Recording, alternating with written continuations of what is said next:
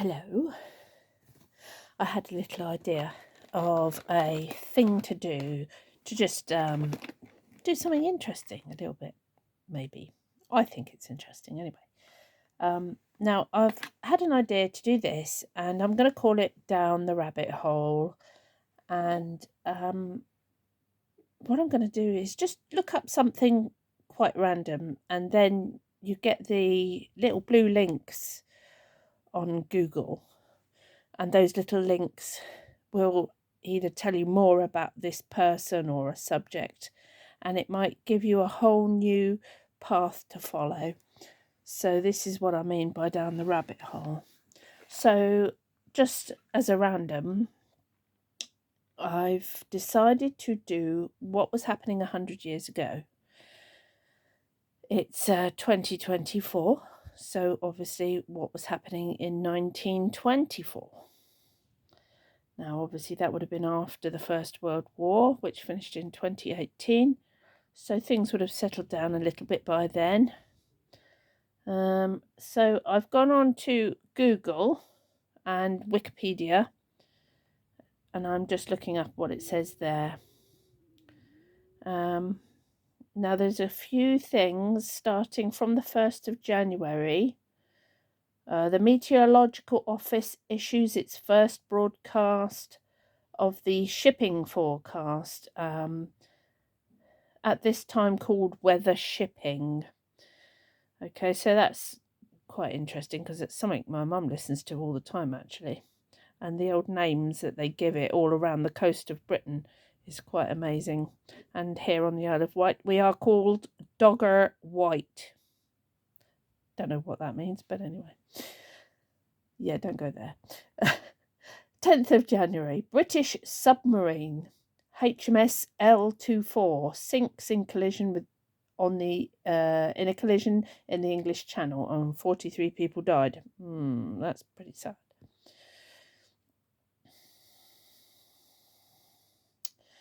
We've got a few other bits and pieces. We had Ramsay MacDonald, who was the first Labour Prime Minister, leading a minority government. Followed Stanley Baldwin's resignation after his government lost a vote of no confidence in the debate of the King's Speech. That was the 22nd of January, and then apparently we had Stanley Baldwin come back at the later end of the year. But I'm not going to go down that road too much. What else we got? Now, there was one thing, I looked this up the other day, and I found it really interesting. And of course, I wouldn't be here doing this, and you wouldn't be watching me doing this if it hadn't been for this guy, John Logie Baird, working in Hastings, sends a rudimentary television pictures over a short distance. So I looked up, this is where the down the rabbit hole comes in. So I looked up John Logie Baird and a bit more about him. He was born the 13th of August 1888 and died the 14th of June 1946. So he had a pretty good innings, as they say. He was a Scottish inventor, an electrical engineer and innovator who demonstrated the world's first live working television system on the 26th of January 1926. So he did a demonstration on the 26th, but it was 2024 when he made his first little TV, I believe. So the early years, we could go through a lot of that. But the television experiment, it said, in early 1923, in poor health, Baird moved to 21 Linton Crescent, Hastings, on the south coast of England. He later rented a workshop in the Queen's Arcade in the town. Baird built what was to become the world's first working television using items that included an old hat box and a pair of scissors, some darning needles, a few bicycle light lenses, a used tea chest, sealing wax and glue that he had purchased. And in February 1924, so that's 100 years ago, he demonstrated to the Radio Times that a semi-mechanical analog television system was possible by transmitting a moving silhouette image. Sorry, I had a hiccup. In July of the same year, he received a 1,000-volt electric shock, but survived with only a burnt hand. But as a result, his landlord, Mr. Tree, asked him to vacate the premises. Soon after arriving in London, looking for publicity, Baird was visited by the Daily Express newspaper to promote his invention. The news editor was terrified, and he was quoted by one of the staff saying, "For God's sake, go down to reception and get rid of a lunatic who's down there.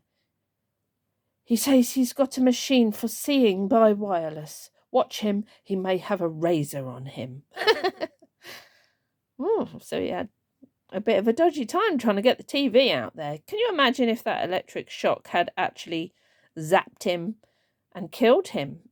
Would we even have the internet? Would we have had all those wonderful TV shows? You know, You've Got to Love, Only Fools and Horses and stuff like that.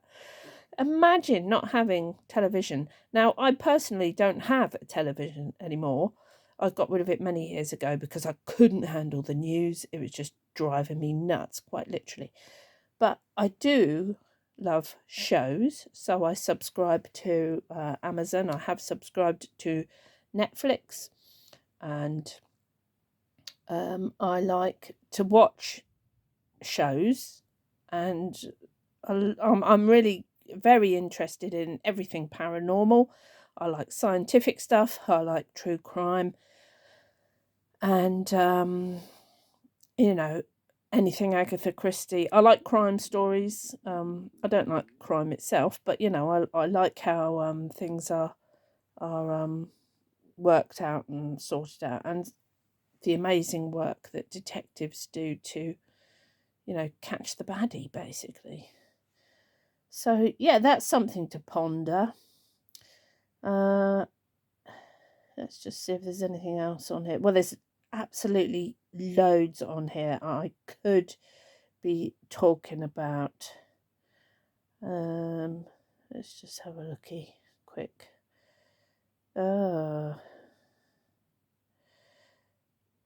So it just goes on and on and on, and obviously it's expanded over the decades to turn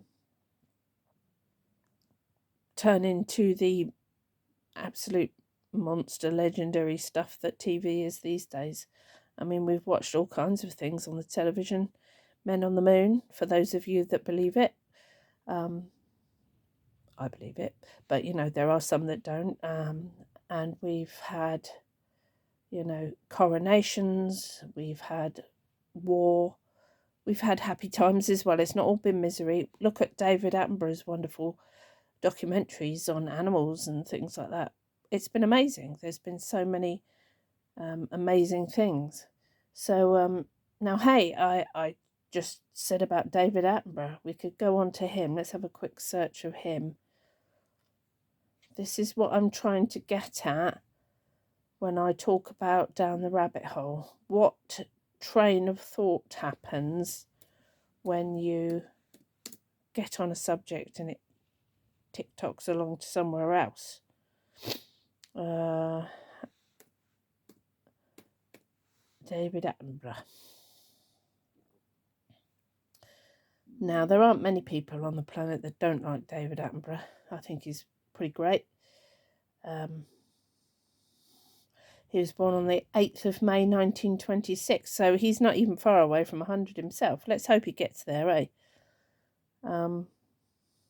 He does have 2 children, Robert and Susan.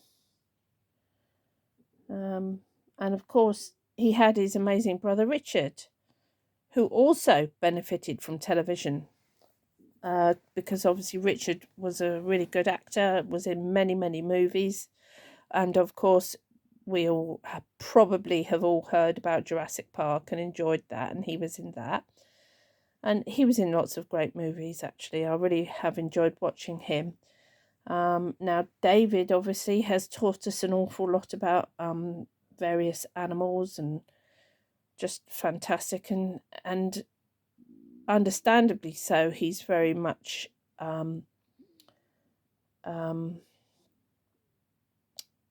conscious of the environment, because he has observed over all those years of his working life a decline in atmosphere, environment, and all that kind of thing. Now, I'm not going to start a big old debate on who believes this and that about the environment, but we do need to look after it. We are massively outnumbering everything else on this planet, and we have massive influence on everything we do.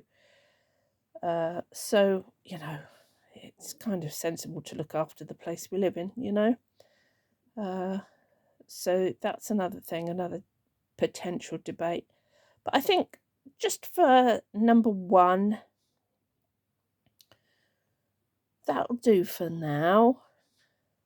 David Attenborough.